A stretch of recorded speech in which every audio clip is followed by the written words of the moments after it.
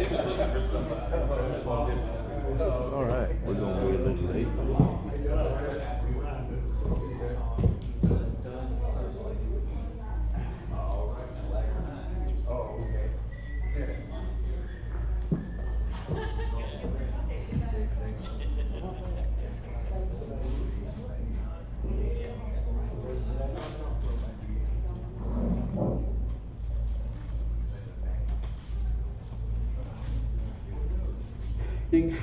Welcome to Little Rock Church of Christ Wednesday evening Bible study. Teach my computer to shut up. We're studying in 2 Corinthians chapter 8, and we had introduced chapter 3, just getting started in that chapter last Wednesday evening. Good to see each one here. We have a good number here this evening, and we welcome those who are with us via live streaming. Paul is talking about helping the brethren in Jerusalem to the church at Corinth. He's motivating them initially by the example of the Macedonians, who out of deep poverty gave beyond their ability. They gave voluntarily. According to their ability, no, it really doesn't describe it. It was beyond their ability. And they were begging. Now, why did they have to beg Paul? Because he was here urging the Corinthians to do it. I think it was because he knew they couldn't afford it. And so they were begging him for the favor of participation, which is the way everybody looks at giving, right? It's the grace or the favor of being able to participate in the greatest work in the world, preaching the gospel to the world. That's what cause is more significant, saving souls for all eternity. You know, we see people that are hungry and need help. We can fill up their stomachs, but it's going to be empty tomorrow. It's good. I'm not disparaging such efforts, but it's not anything like saving a soul for all eternity. But here it was not preaching the gospel, but it was, and I think it did affect that in that it helped unite the brethren in their efforts. Brethren that weren't united, that still had antagonism. The Jew-Gentile antagonism was ingrained, and still is. And that's very obvious, whether you're looking at it from the Jewish eyes or from the Gentile eyes. Not as much in America, but more than we're comfortable with. But you get out of America and you ain't seen nothing. United Nations is the president of the United Nations recently made a comment about the 75-year anniversary of the Jewish nation, and that they had made the desert bloom, which is obviously true. And they were ready to fire her. They passed a motion to censor her because of such a comment. This existed in New Testament times. Should that surprise us that it exists? Jeremiah prophesied that it would, didn't he? This was because they had rejected God, and this was a curse that would be. That doesn't mean we're justified in practicing it, but he foresaw, he didn't condone, but foresaw that it would happen. And there's a hiss and a byword, and that's what he said would happen. And you have to be blind to history as well does to society today to miss the fulfilling of that prophecy. One of the reasons Paul wanted to accomplish this was to help cement the relationship between brethren. In the church, you leave all of that behind. As Isaiah foresaw, you've got the lamb laying down with the lion, antagonistic forces that are seen in the world ought to disappear within the body of Christ. And he is trying to accomplish that. This is one way. When the brethren who are being disparaged by the Jews receive help from those who are being disparaged, this would help cement that relationship. But here, the Macedonians understood that, evidently, or at least for a variety of reasons, were begging for the favor of participation in the support of the saints. Now, there was a famine there in Jerusalem, and they were responding to that need. And we commented last time about various tragedies. Hurricanes respond and give more than is needed.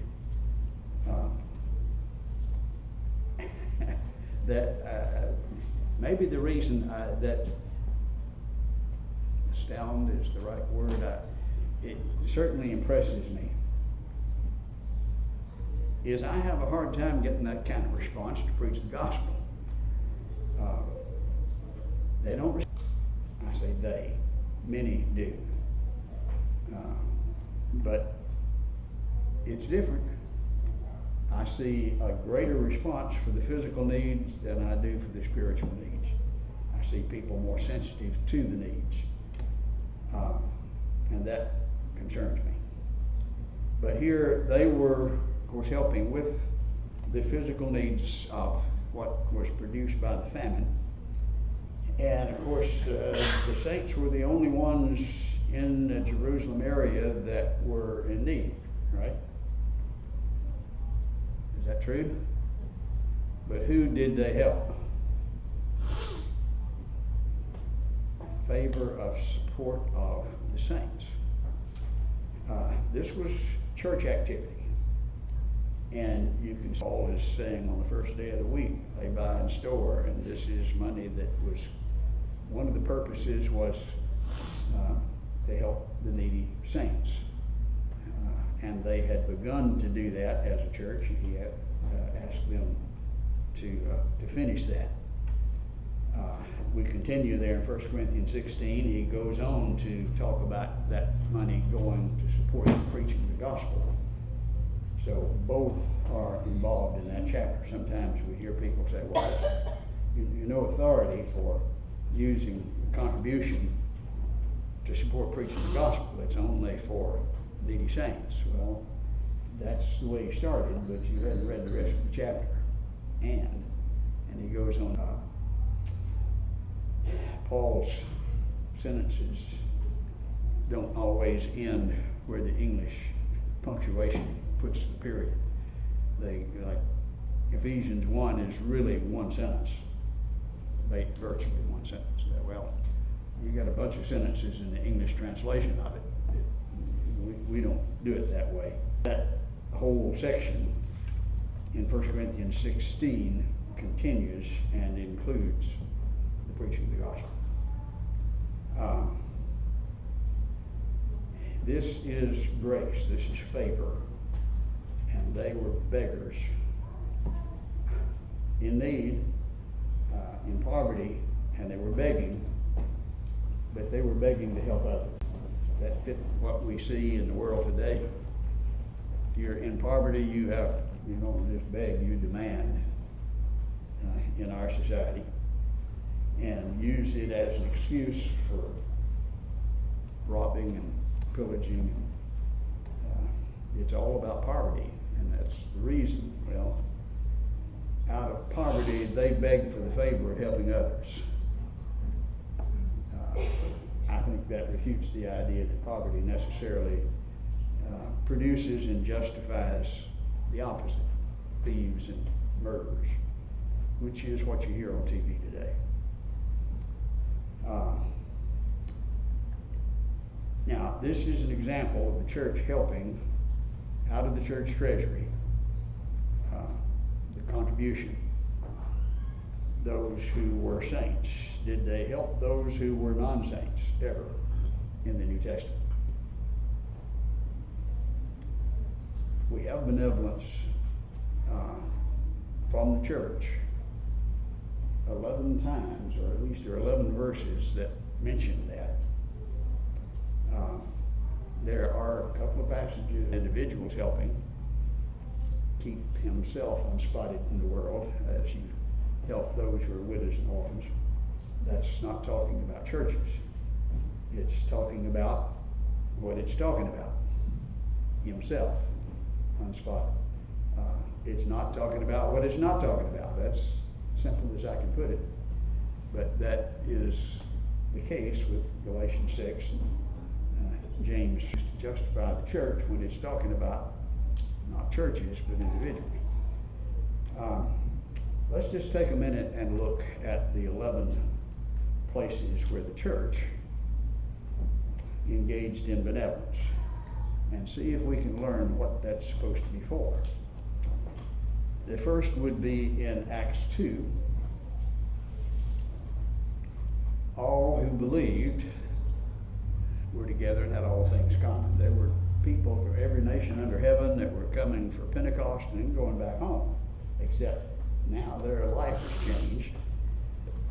This is a new church, and they didn't want to go home. They wanted to stay there and learn and be a part of the brethren, and they did, and they couldn't do that financially unless they got help.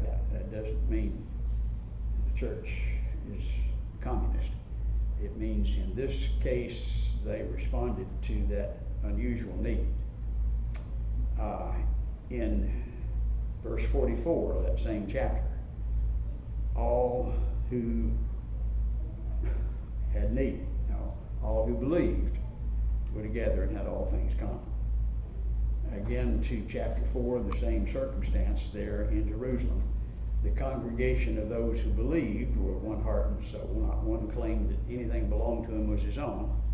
They were common property to them. So here's the first three, and they all specify belief, those who were believers.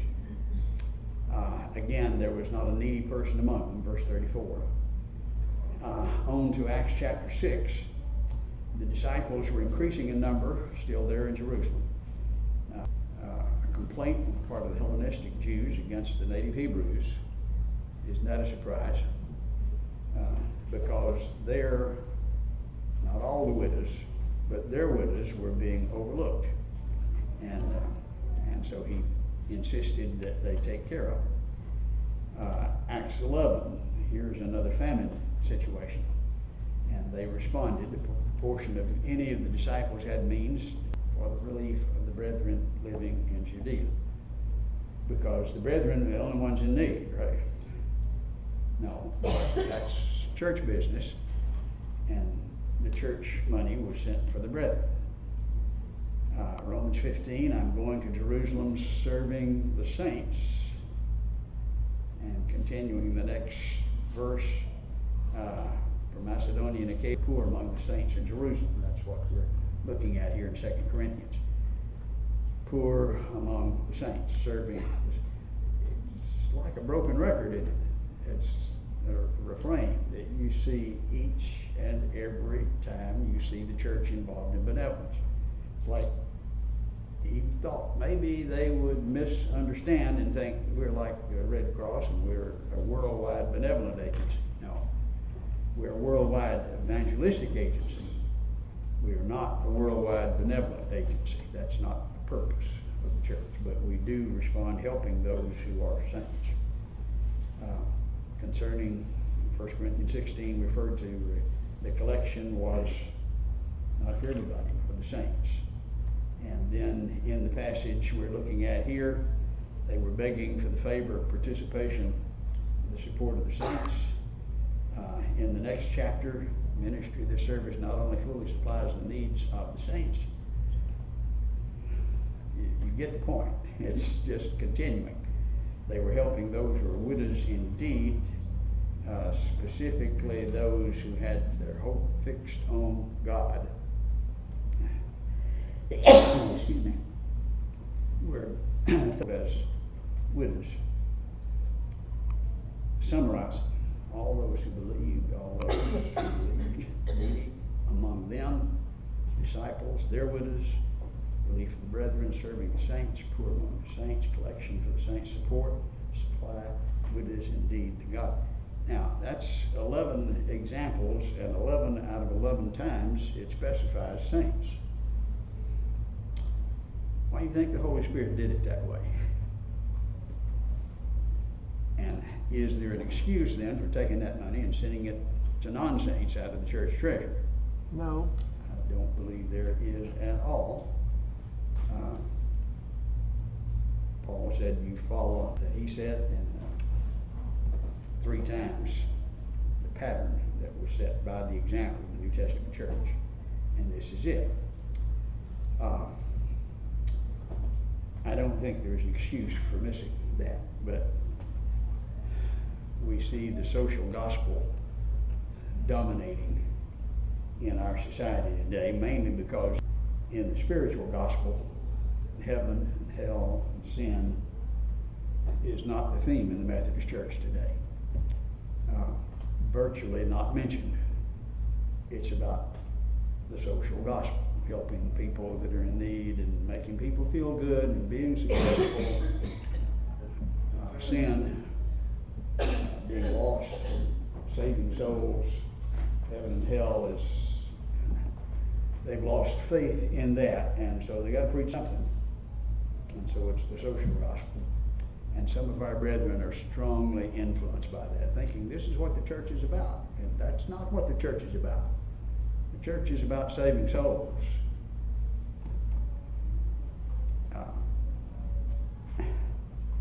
The devil would love for us to miss that point, and he's being successful with a great many. Any other comments there? Continuing then, this is the passage we used as a springboard for all of that. They were begging for the favor, participation, and the support of the saints. And this not as we expected, because they were poor. And what's the explanation? They first gave themselves to the Lord and to us by the will of God. Now, this is the saints in Macedonia. And why is he telling the church at Corinth about this? Here's the example. He wants them to see that. And if they're failing, they ought to be ashamed. Well, we're not in poverty, but we don't really have a whole lot extra. Well, here's some that were in poverty that were begging for the favor of helping. Where's the excuse? The explanation is they gave themselves to the Lord and to us. Paul is initiating this effort to cement the Jew-Gentile relationship and to help those who were in need in Jerusalem. And they listened to Paul, and they had devoted themselves to the Lord and to what Paul was trying to accomplish. So, Paul says, we urged Titus, that as he had previously made a beginning, so he would complete in you this gracious work as well. He had urged Titus to return to Corinth to complete this act of grace. He was going to take the money and carry it to Jerusalem. And Titus was a major player in this. He had previously made a beginning. Evidently, they had started a year before, and he had carried some money, but they knew that was not all that was needed. Made a beginning. So he would also complete in you this gracious work as well. And he says, just as you excel in everything. Think about that. Who's he talking to? Talking to the church at Corinth. You look at the first Corinthian letter, they excel in everything is determined, the definition, in fact, if you look at the definition, it's determined by the context. It's not everything in the unlimited sense, but everything he's talking about. In faith, knowledge, earnestness, in the love we inspired in you. And they had excelled in this, and that was what moved them to repent of the things for which they were rebuked in the first letter. And so he's bragging on them. You know, we've got brethren who don't know how to do that.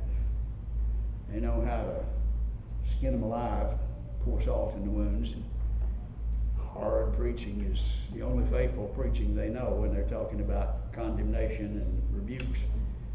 And that certainly has its place. Those who don't know how to do that don't know how to practice New Testament Christianity. But that's not the whole ball game, and that's not, that's what's missing in a lot of places. But look at the example of Paul talking to the church at Corinth, bragging on them and expressing love and affection. And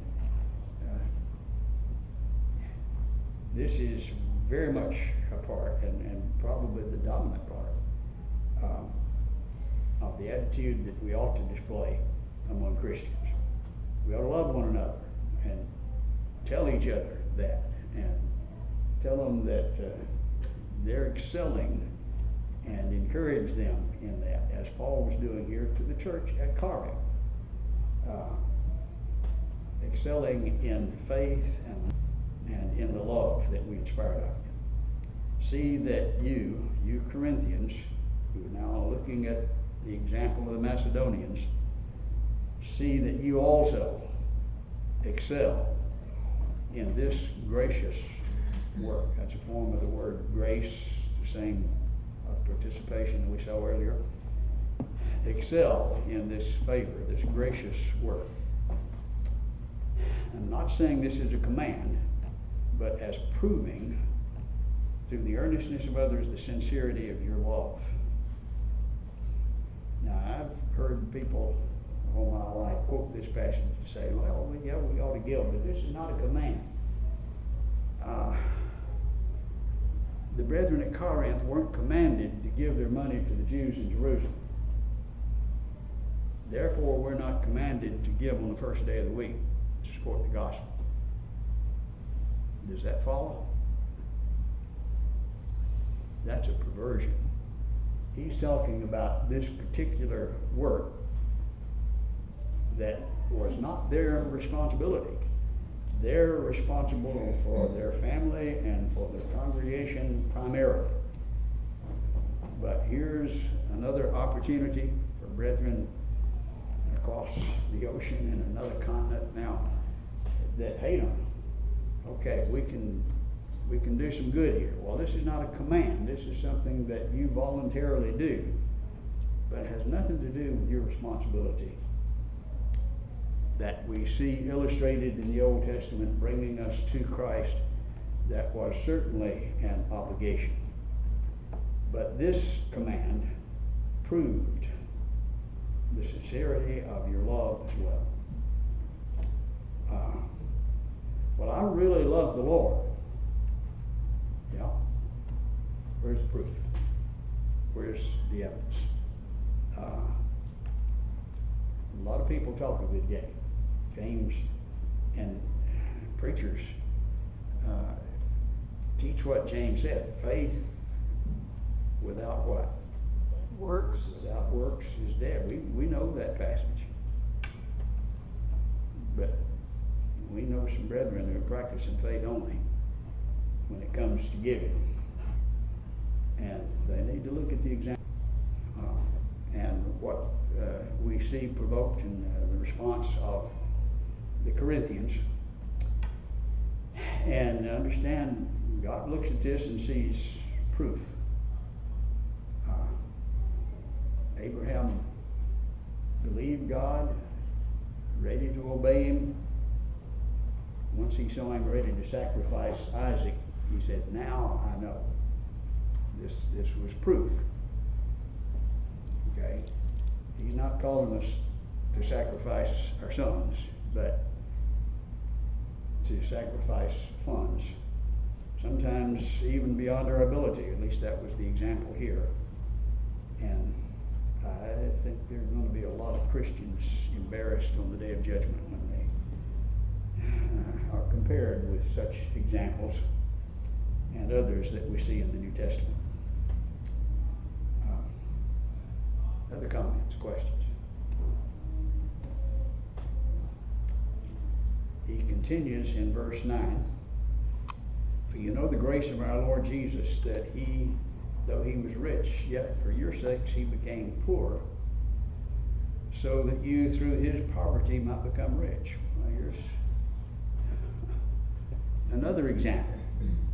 You see the Macedonians who in deep poverty were begging for the participation and responded beyond their ability. God knew all the glories and riches of heaven that's beyond our comprehension, gave it up, became poor, so that through his sitting here saying, well, yeah, I don't have anything extra.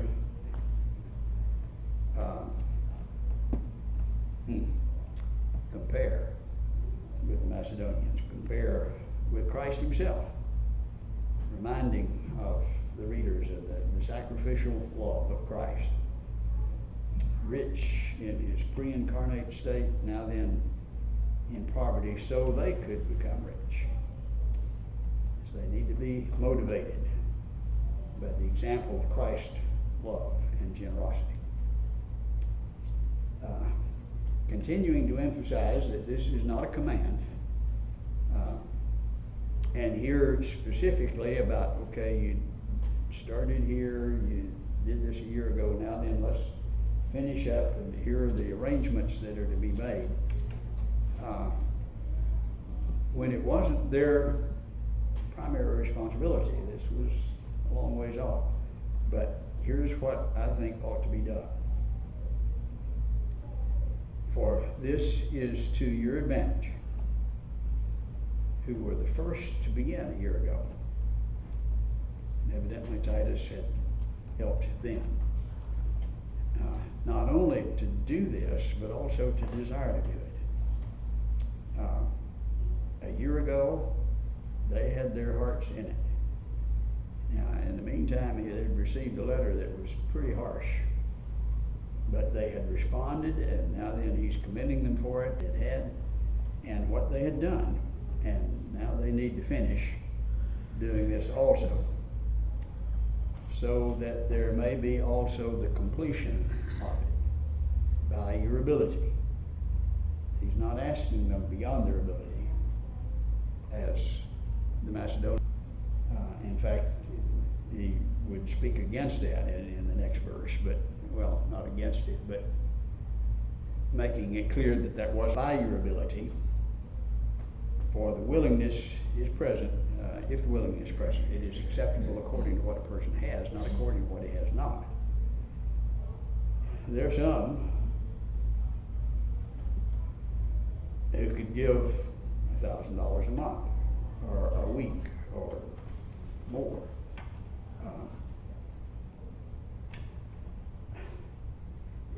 That's also that, but I had a brother fairly recently in a different state. Wealthy, it really doesn't describe it. It was beyond that. And he said, now Don, if I just gave a tithe, which is, he understood not anything like what they did in the Old Testament, beyond that, but if I just did that, well, I know what he meant. I've seen that danger, but I think he needs to find a way, maybe help the congregation there and help some others in other places, but that's not an excuse to just sit on it, which he wasn't totally doing. He was helping in other places, but there are those who have, and they have responsibility. There's those who don't have nearly that much. They have responsibility too. And according to ability, it's different. God sees obligation, and it's acceptable according to what a person has, not have not. That doesn't mean that because I'm not wealthy, I have no obligation. That's not what he's saying. And in fact, when he speaks in 1 Corinthians 16, those who are to give according to their prosperity, as you have prospered, as according to. It's an interesting term. It's a nautical term. Here's a ship that is sailing along, carried along on its journey. As you are carried along on your journey, it's in proportion to that. Well, you're eating, you're existing, you're going on the journey, and according, I didn't leave anybody out. That we have different journeys, but according to our ship as it's being carried along, we have obligation, and it's acceptable according. And here, of course, in a situation that wasn't primary, a command, but there are those situations that are, I believe. He continues describing the proportion, or how you decide how to do this. This is not for the relief of others and for your hardship. Now, I'm trying to get you to do this and follow the example of the Macedonians. It wasn't a hardship for them. They didn't see that. And in fact, he wasn't trying to get them to do what they did, which might have been considered a hardship. Now, that's not what I'm talking about. But you look at their example and be ashamed if you're not meeting your responsibility. But it's not so that you're burdened and others are relieved. You're sending money to Jews. Usually take care of money pretty well. In this case, there was a famine and there was a genuine need, but by way of equality. At this present time, so the idea of setting this up as a permanent arrangement, a way that the church will function from now on, is not what he's talking about. It's an emergency situation, and it pertains to this present time. And if you don't have that emergency situation where some are in need, you don't have this situation applying. At this present time, you're abundant. Well, in relation to the Macedonians, that's probably it. And evidently, there were some there at Corinth who were doing very well. The city treasurer was a member of the church there at Corinth. And we learned that from his name, and then finding the records of it there at Corinth, and some of the monuments include his name, and he was a member of the church there. Some were doing very well. Your abundance will serve as an assistance for their need. So here are two different situations. There was need and there was abundance. So that their abundance may also serve as an assistance for your need. Well, when would that happen? It's when the situation's reversed. At the present time, they're in need, you're in abundance. There may come a time when that is reversed and you have a need and they have abundance. The whole goal, the purpose in both situations is not that some are burdened and others obligated, but that there may be equality. And to illustrate that principle of equality, he refers back to an example in the Old Testament. In verse 15, the one who gathered much did not have too much. The one who gathered little did not have too little. What's he talking about? Stuff. What's that? Stuff. I'm sorry? Stuff. Stuff, well, that specific stuff from the Old Testament. Talking about the manna in The manna in the Old Testament. He provided them with manna. If they gathered more than they needed, what happened? Full of worms and stank. He didn't put up with that. You're being greedy. God's going to provide you more tomorrow. Well, are you sure? They needed to be sure and just gather what they needed. And those, maybe you had difficulty getting out and around, didn't gather as much, they had plenty. And maybe some of them did gather a little more. It all evened out. And that was the illustration that he now uses to say this is like the situation between you and the Jews and the Gentiles. The purpose, the goal is equality. That's not the way we see many of our brethren practicing benevolence. We got super churches. Y'all all send us your money and we'll oversee it. And the wealthy churches receive the funds and they disperse it, and they're the super elderships. That's not what he's talking about here. In fact, it's designed so that that's not the case. The pattern in benevolence that we see here is first that it was temporary. Now at this time. The conditions were, one is in abundance, the other is in, and if it reversed, then you reverse the conduct. The goal was that there may be equality. Now that's the pattern. That's not what we see among many. We've got a church in abundance, a church in need, and that's the sending church that sends to the receiving church so that there can be equality. Now that's just real plain in this text we've just looked at. Drawing pictures of it may help us see that. There were conditions where that may turn around, and in that case you've got the money going in the opposite direction. You don't have a super church that is the one that is over everything and serving everybody. The goal always that there may be equality.